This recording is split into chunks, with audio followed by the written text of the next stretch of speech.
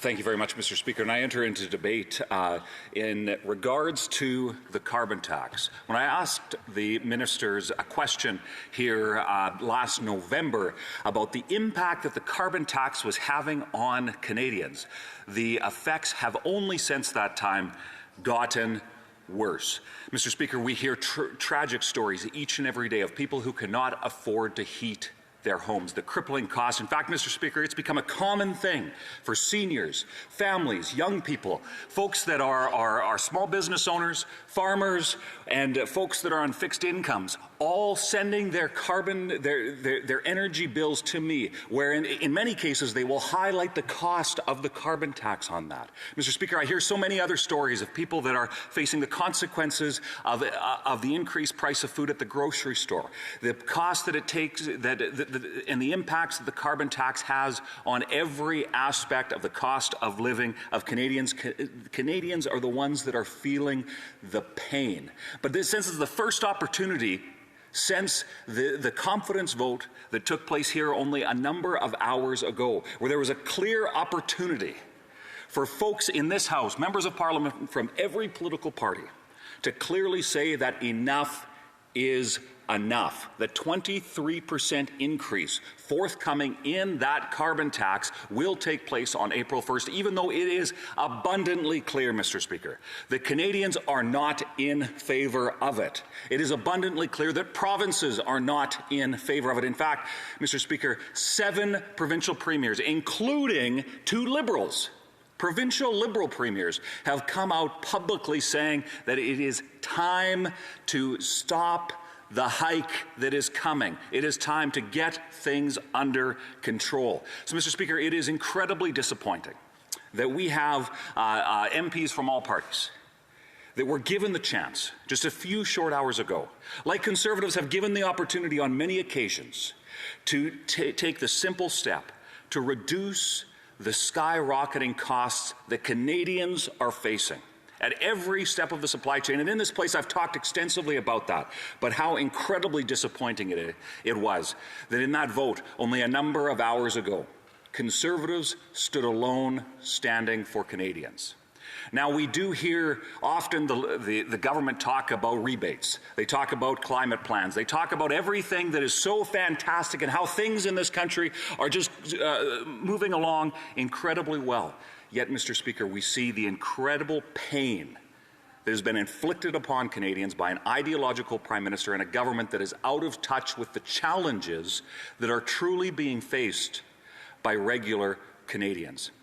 Mr. Speaker, it is time for change. It is time for a fresh outlook. It is time to put control back in the hands of Canadians, whether that be on scrapping the carbon tax, axing the tax, to make sure that it's Canadians that make the choice to do what's best with the dollars, the hard-earned dollars that they earn. Whether it's putting Canadians back in control of every other aspect of their life, Mr. Speaker, it is time for change in this country, and that's what Conservatives are offering. Yet, as the vote showed only a few short hours ago, it is clear that it is only Conservatives that are truly on the side of regular, hard-working Canadians, while the left-leaning parties in this place and across Canada have abandoned the people that they have for so long said that they support. The choice is clear. It's just too bad that we weren't in the midst of a carbon tax election where every Canadian could demonstrate that choice and elect a Conservative majority government to axe the tax.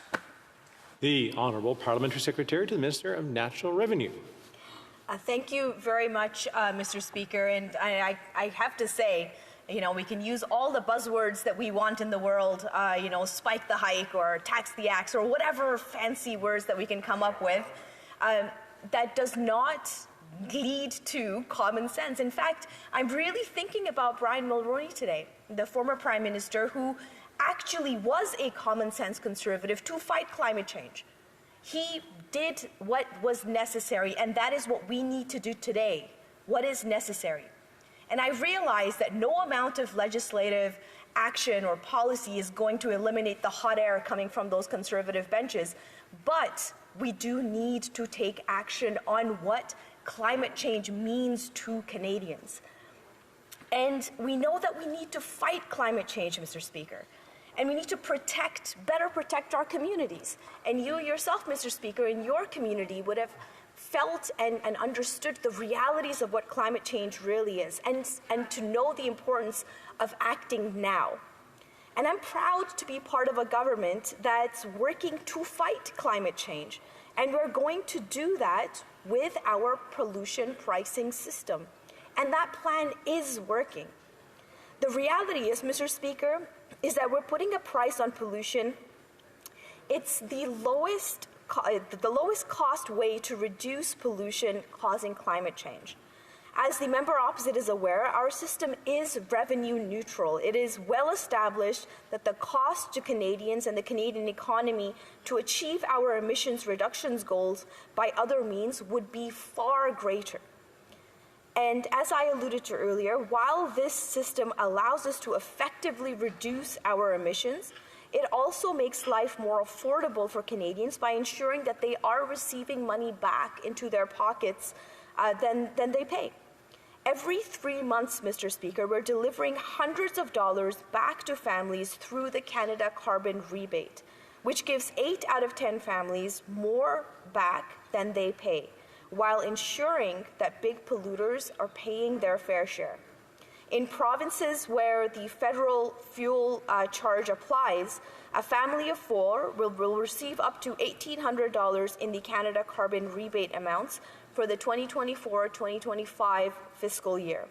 Residents of these provinces will receive their first of 4 quarterly Canada Carbon Rebate payments starting next month in April. Our government also understands that Canadians who live in rural areas face unique challenges having to travel longer distances for school, for work, for groceries, etc. And that's why we're proposing in Bill C-59 to double the rural top-up to 20% of the base rebate amount in recognition of their higher energy needs and more limited access to cleaner transportation options. In addition, Mr. Speaker, our government is continuing to implement various financial support initiatives for Canadian households. This includes support for home retrofits, for energy-efficient heat pumps, and electric vehicles. Doing nothing to fight climate change is simply not an option anymore. The price to pay for inaction would be way too high, and that's why we're acting.